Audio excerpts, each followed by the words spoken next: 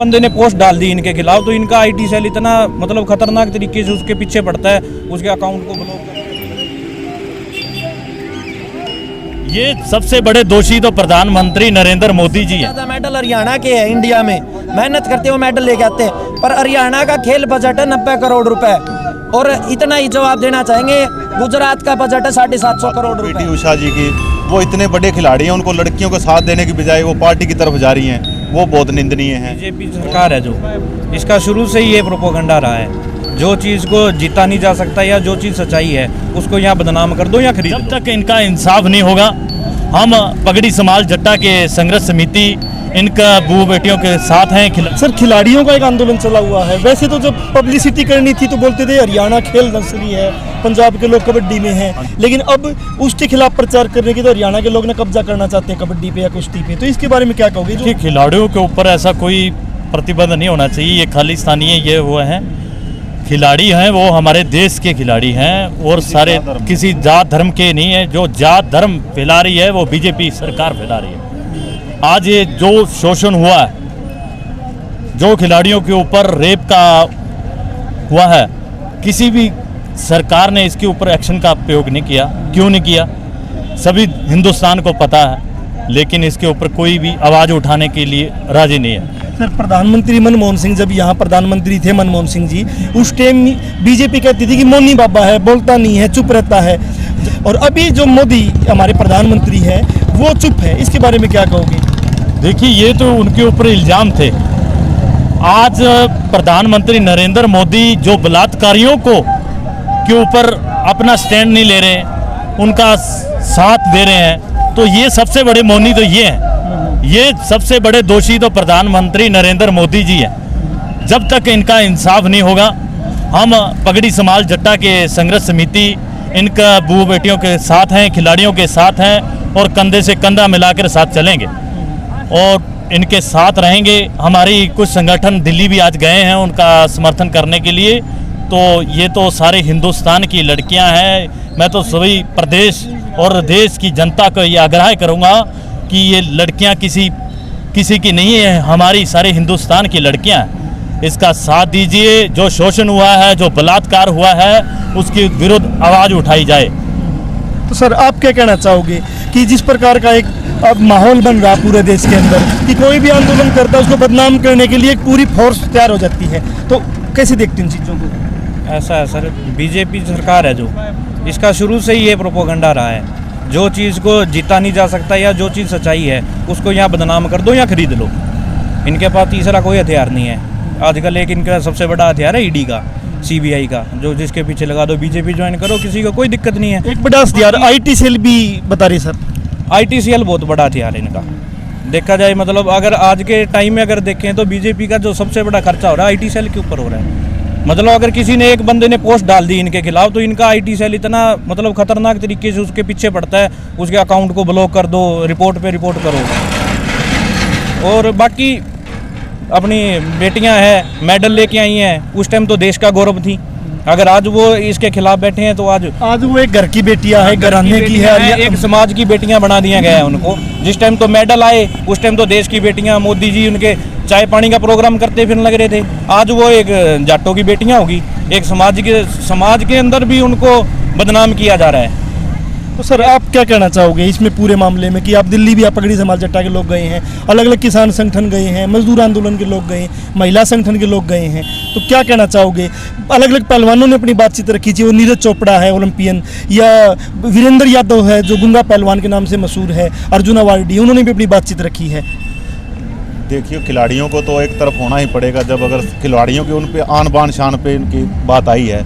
अब मैं बात करूं पीटी उषा जी की, वो इतने बड़े खिलाड़ी हैं, उनको लड़कियों को साथ देने की बजाय वो पार्टी की तरफ जा रही हैं, वो बहुत निंदनीय हैं। और इसको एक तरफ से न्याय होना चाहिए, ब्रिजभूषण मोहन जो हैं उनके ऊपर कार्रवाई होनी चाहिए, उनकी पूरी जांच होनी चाहिए और बेटियों को इंसाफ मिलना चाहिए। हमारे देश के सितारे जिनको प्रधानमंत्री चाय पे बुलाता है और उनके साथ फोटो खिंचवाता है और उस उपलब्धि को अपनी उपलब्धि मानता है, और दूसरी तरफ नारे लगाता है बेटी बचाओ बेटी पढ़ाओ, उसी की सरकार में, उसी की सरकार का सांसद और लगातार इन अपराधों में शामिल पाया जाता है।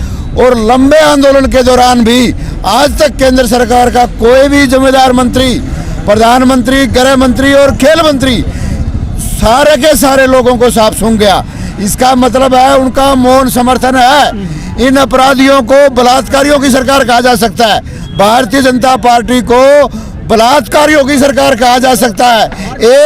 एक अपराध नहीं, एक बलात्कार नहीं, इसके सरकार के कई मंत्रियों पर, कई सांसदों पर, कई प्रदेशों के विधायकों पर और हरियाणा सरकार के खेल मंत्री के खिलाफ भी यौन शोषण के आरोप लगे हैं। ना उसको बर्खास्त किया गया और ना केंद्र सरकार के जो ओलंपिक कुश्ती संघ के प्रधान है वो तो लंबे टाइम से लड़कियों ने जो आरोप लगाए हैं, ये तक कहा कि ये तो राम रहीम से भी ज्यादा बदमाश, उससे ज्यादा इसने रेप किया है। और इस हालात में उन लड़कियों ने जो अपनी आप बीती बताई है, हम इस चीज को बर्दाश्त नहीं करने वाले और सारे देश के लोगों ने इस अन्याय के खिलाफ रोडों पर आ जाना चाहिए। मैं तो ये कहना चाहता हूँ। तो नौजवान भी हमारे साथ ही आए हैं। दोस्त, क्या नाम? साहिल सर।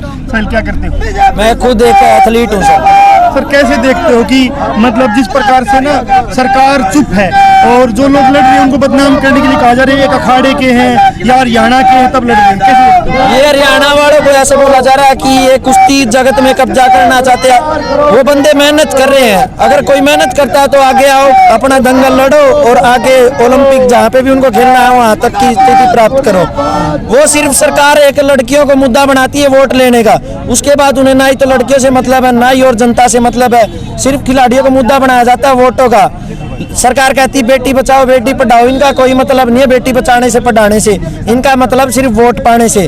और ये ना ही कुछ खिलाड़ियों के लिए कुछ चंद पैसे दे के ये सोचते हैं कि मेडल ऐसे ही आ जाते हैं। पूरा दिन की मेहनत लगती है, पूरी साल जाती है, बच्चे की पूरी जवानी जाती है मेहनत करने में, बड़ी मेहनत करनी पड़ती है, आपका ये कहना है। सर, मैं एक और जानना चाहता हूँ कि जिस प्रकार से पूरा हरियाणा में अलग अलग चाहे बॉक्सिंग के हैं, चाहे ये कुश्ती के हैं या रेसलिंग के, बहुत आपको अलग अलग वो प्लेयर मिलेंगे, आंदोलन में उस प्रकार से क्यों नहीं आ पा रही? कोई दबाव है क्या अकेडमीज पे? ये सरकार काफी दबाव बनाती है क्योंकि उन्हें कंपटीशन बहुत खेलने होते हैं, उनके साथ वहाँ पे जाति बरती जाती है। अगर किसी को आमने सामने हो जाता है तो उनके साथ वहाँ पे किया जाता है कि उनको खेलने नहीं दिया जाता, दबाव बनाया जाता है, आगे कंपटीशनों में उनका नाम नहीं भेजा जाता। काबिल खिलाड़ियों को मतलब कि सिफारिश से आगे खिलाड़ी भेजते हैं, अगर कोई बोलता है काबिल खिलाड़ी तो उसको आगे नहीं जाने देते। ये सिर्फ एक मुद्दा बनाते, खिलाड़ियों को मेडल लेके आते तब तो इनके साथ फोटो खिंचाते हैं, इनके साथ खाना खाते हैं और उसके बाद में इनकी कोई पूछ नहीं होती, सिर्फ इन्हें वोट का मुद्दा बनाया जाता है और इससे ज्यादा खिलाड़ियों की कोई इज्जत नहीं है भारत में। दोस्त, जिस प्रकार से हरियाणा में अभी आंदोलन उठ रहा है, लेकिन सरकार कह रही है कि जो सिर्फ हरियाणा के खिलाड़ी कब्जा करने के लिए आंदोलन कर रहे हैं, या हरियाणा में भी कह रहे हैं कि एक परिवार का आंदोलन है, तो इस पे क्या कहना चाहोगे? इसका जो मेहनत हरियाणा रे बालक इतने करे हैं, दूसरा के गात में दम को नहीं होगा। हरियाणा के रिकॉर्ड उठा के देख लो, इंडिया में सबसे ज़्यादा मेडल हरियाणा के हैं, पूरा इंडिया एक साइड, दूसरा हरियाणा एक साइड, तो जी मेहनत करेंगे तो मेडल तो आएंगे। अभी सरकार को क्या कहना चाहोगे आप खिलाड़ियों की तरफ से कि जो प्रधानमंत्री मोदी है वो अब तक चुप है, कोई भी घटनाएं हो जाती, मेडल आता तब फौरन बैन देंगे, फौरन उनको बुलाएंगे, उनके साथ बैठेंगे, चाय पियेंगे, लेकिन जब एक घटना और उसके मंत्री ने कुछ गलत किया ऐसा आरोप है तो उनको पे चुप्पी क्यों? ये जो अपने फंस जाओ जब कोई आगे को नहीं आवे, मेन चीज यह है। वो दूसरा खिलाड़ियों खातर क्या करने लग रहे, कुछ भी नहीं करने लग रहे। इस तरह से तो पहले सरकार थी कांग्रेस, तो खिलाड़ियों ने कम से कम मेडल आने पर डीएसपी लगाया कर दी, इन्हें तो जॉब तक हटा दी, नौकरियां भी नहीं है, डी ग्रेड की जॉब देने की बात कर रहे हैं हरियाणा में। अब वो तो मेडल आवे, मेहनत करके आवे हैं, पढ़ाई भी छोड़ रहे हैं, हम सारा कुछ कर रहे हैं, लेकिन कुछ नहीं कर रही है सरकार हमारे लिए, तो कुछ नहीं कर रही। ये मोदी जी को तो सीधा ये है, हरियाणा सबसे ज्यादा मेडल हरियाणा के है इंडिया में, मेहनत करते हो मेडल लेके आते हैं, पर हरियाणा का खेल बजट है 90 करोड़ रुपए। और इतना ही जवाब देना चाहेंगे, गुजरात का बजट है 750 करोड़ रुपए। हरियाणा वाले मेहनत भी कर रहे हैं, कुछ मिल भी ना रहा। और गुजरात का आप देख लीजिए, वो बोलते हैं ना कि हरियाणा मेहनत कर रहा है इसलिए आगे जा रहा है, हरियाणा कब्जा करना चाहता है, हरियाणा बिना पैसों के, बिना सरकार के खर्चे के मेहनत में आगे जा रहा है। गुजरात का 750 करोड़ का बजट है, सरकार पूरा सपोर्ट कर रही है, उनको मौका मिलता, वो क्यों नहीं आगे जा रहे? तो अलग अलग खिलाड़ी हमारे साथ थे, लोग हमारे साथ थे, तो नई अपडेट के साथ फिर हाजिर होंगे।